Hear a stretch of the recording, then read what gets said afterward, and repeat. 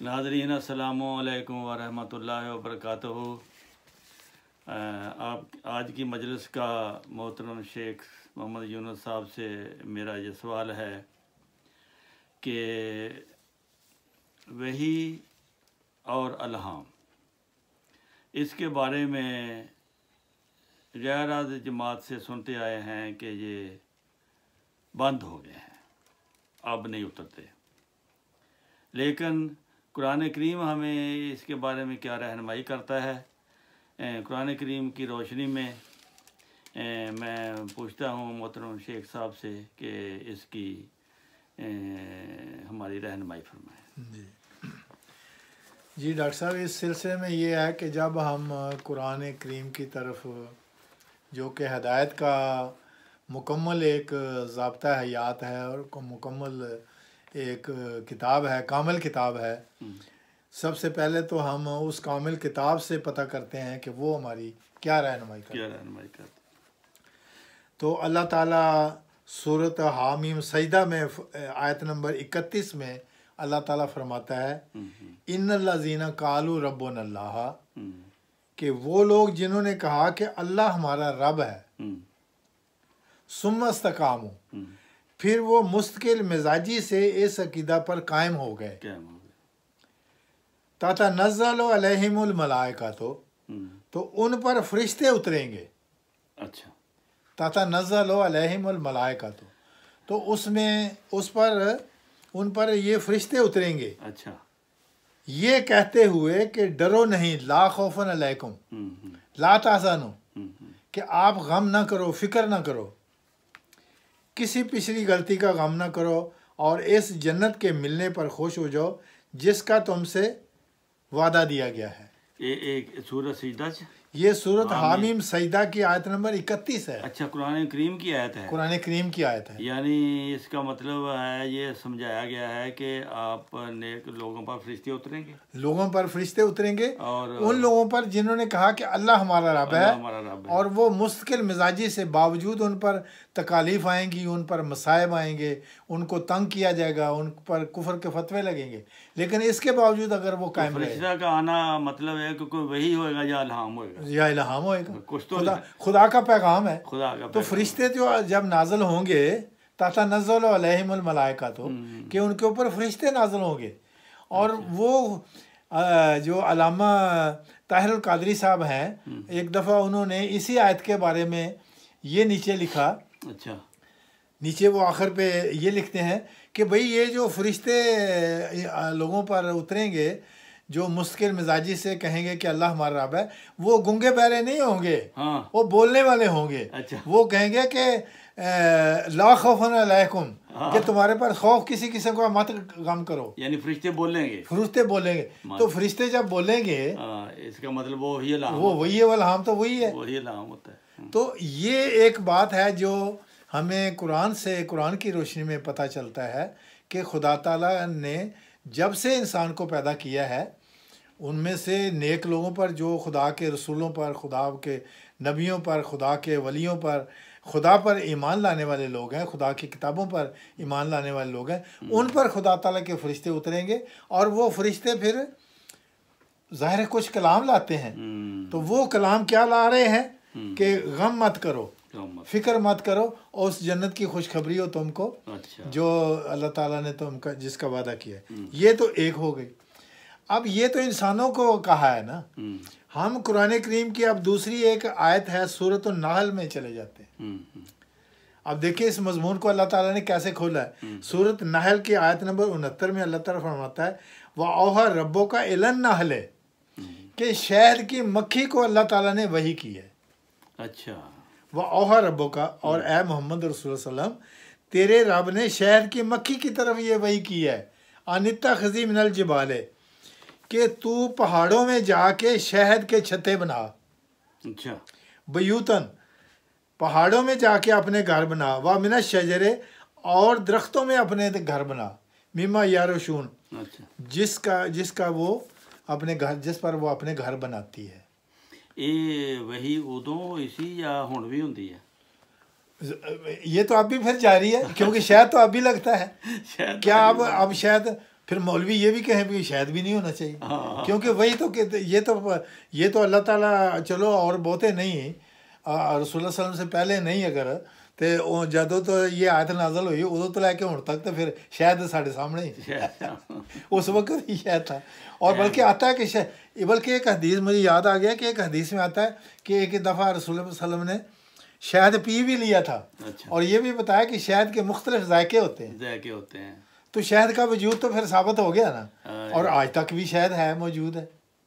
इसका मतलब है वही भी जारी है। फिर शहद की मक्खी को आज भी रहनुमाई मिलती है, आज भी अल्लाह ताला के फरिश्तों के हुक्म उसको मिलता है, तो फिर भी पहाड़ों में भी जाती है, दरख्तों में भी जाके, और फूलों की ऊपर से वो अपना अल्लाह के हुक्म से वो रस लेके तो वो शहद बनाती है। ये अब शहद की जो ये मक्खी है उसको वही हो गई है। अब शहद की मक्खी को मैं आपसे ये पूछता हूँ, क्या आप बता सकते हैं कि अल्लाह ताला ने शहद की मक्खी को जो वही किया उसकी क्या ज़बान है? वो तो ज़ाहिर है मक्खी की ज़बान होगी। वो तो फिर मक्खी की ज़बान है जो मक्खी ने समझ लिया ना, मक्खी को समझ आ गई। तो साबित ये हुआ कि अल्लाह की वही सिर्फ बंदों पर नहीं, वो तो मक्खी पर भी हो रही है। तो खुदा की वही की कोई ज़बान मुक़य्यद नहीं है। कुरान में तो आता है कि औरतों पर भी होती है, औरतों पर भी।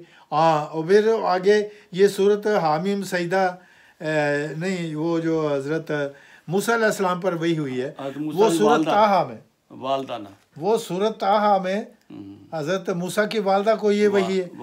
वो क्या है, आयत नंबर 39 में अल्लाह ताला फरमाता है, जब हम मूसा को फरमा रहा है कि ए मूसा, जब हमने तेरी माँ पर वही की, वही के ज़रिया वो सब कुछ नाज़िल कर दिया जो ऐसे मौके पर नाज़िल फरमाना ज़रूरी था। अच्छा, मतलब उसको हिदायत की ना, यानी उसको तसल्ली भी करनी थी कि भाई इसका बेटा मैं कह रहा हूँ समुद्र में डाल दे, क्योंकि वो फिरौन उनके बेटों को कत्ल कर रहा तो अल्लाह ताला ने मूसा को बचाना था। तो वो मूसा की माँ को रहनुमाई की कि तू मत डर, तेरी रहनुमाई ये है कि तू इसको एक टोकरे में बंद करके तो समुद्र के किनारे पर बहा दे। और ये अगर दूसरे मुल्क में जाके इसको पकड़ लो जाके, हम इसको वापस, तो फिरौन से वो बच भी जाएगा। अब वो जो मूसा की माँ को जो वही की वो किस ज़बान में थी? तो साबित ये हुआ कि इस्लाम की जो ज़ुबान है, कुरान की जो ज़ुबान है, ठीक है, वो तो कुरान एक सिर्फ मुसलमानों के लिए तो नहीं है, एक सिर्फ अरबों के लिए तो नहीं है, मुसलमान तो हर इंसान के लिए है।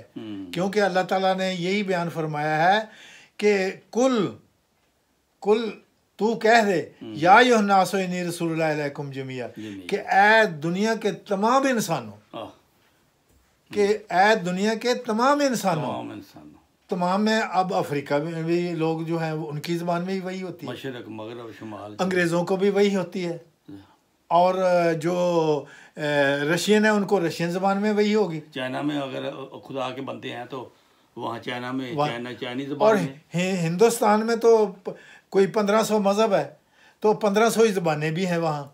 तो ये गस्सामा की जो लफ्ज़ है, अल्लाह ताला ने हज़रत मिर्ज़ा साहब को ये फरमाया कि गस्सामा गस्सामा गस्सामा, तो ये भी दरअसल खुदा ताला की उन्हीं ज़ुबानों में से एक ज़ुबान है जो बाकी लोगों को अल्लाह ताला मूसा की माँ को अल्लाह ने मक्खी को जिस ज़बान में वही की, फिर अल्लाह ताला ने आगे आता है कि ज़मीन को वही की। सूरह ज़िलज़ाल में है कि बेअन्ना रब्बा का ओहाला, इसलिए मेरे रब ने ज़मीन के हक़ में पेशगोई कर छोड़ी है। लेकिन यहाँ सवाल पैदा होता है कि गस्सामा तो मिर्ज़ा साहब तो फ़ारसी जानते थे, अरबी जानते थे, उर्दू पंजाबी जानते थे। हाँ जी, इसलिए उसने पूछा है कि गस्सामा के इल्हाम होने का मकसद क्या है? हाँ जी, तो असल में ये है कि मिर्ज़ा साहब के इल्हामात पर, सारे इल्हामात पर नज़र डालने से ये पता चलता है कि आपको अरबी ज़बान में भी इल्हाम हुए, ठीक है, अलैहिस्सलाहु बिकाफ़िन अब्दुहु हुआ, अरबी का इल्हाम हो गया। अंग्रेज़ी में भी हुआ, अंग्रेज़ी I shall give you a large party of Islam. Urdu में भी इल्हाम हुआ, मैं तेरी तबलीग को ज़मीन के किनारे तक पहुँचाऊँगा।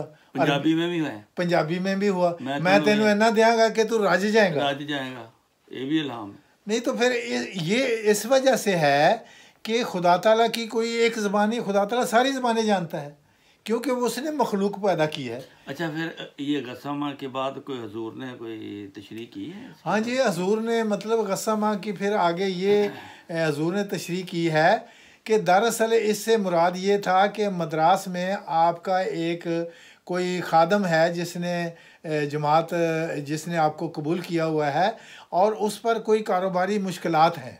अच्छा। और वो उन मुश्किलात को ज़ायल करने के लिए, दूर करने के लिए वो दुआ की दरख्वास्त कर रहा है और आपको आपकी खिदमत में वो नजराने के तौर पर कुछ भेजेगा। अच्छा। तो ये दरअसल मिर्ज़ा साहब को एक कादियान में अल्लाह ताला की तरफ से एक गायब से एक किस्म की खुशखबरी भी है कि आपकी माली मदद वो मद्रासे में जो आपका एक गुलाम रहता है वो आपकी माली मदद करना चाहता है, मगर वो इसलिए कि आप उसके जो मुश्किलात हैं उसके ऊपर उसके लिए आप दुआ करें ताकि वो उसकी मुश्किलात जो हैं वो दूर हो जाए। अच्छा, बाद में ये अल्लाह ने इसका मतलब भी समझा दिया आपको। अच्छा, कि आपने फरमाया कि ये असल मेरा मकसद था। तो अगर आप गस्सामा के लफ्ज़ को अगर आप ये कहते हैं कि ये एक अजीब लफ्ज़ है, तो अजीब आपको इसलिए लगता है कि आप दुनिया की जितने इंसान हैं, दुनिया की जितनी कौमें हैं, कोई हज़ारों की तादाद में वो कौमें हैं, तो जिस तरह अल्लाह ताला ने मोहम्मद रसूल सल्लम को फरमाया कि कुल तू सारी दुनिया को बता दे कि इन्नी रसूलुल्लाह अलैकुम जमिया, कि मैं तो आप सब की तरफ मैं रसूल बन के आया हूँ। हाँ जी, वमा अरसलना का इल्ला रहमतुल लिल आलमीन। तो मैं तो खुदा ताला ने मुझे तो तमाम दुनिया के लिए रहमत बना के भेजा है। तो जो मिर्ज़ा साहब हैं उन्होंने कहा है कि भाई मैं तो मोहम्मद रसूल सल्लम का एक अदना और आजिज़ ग़ुलाम हूँ।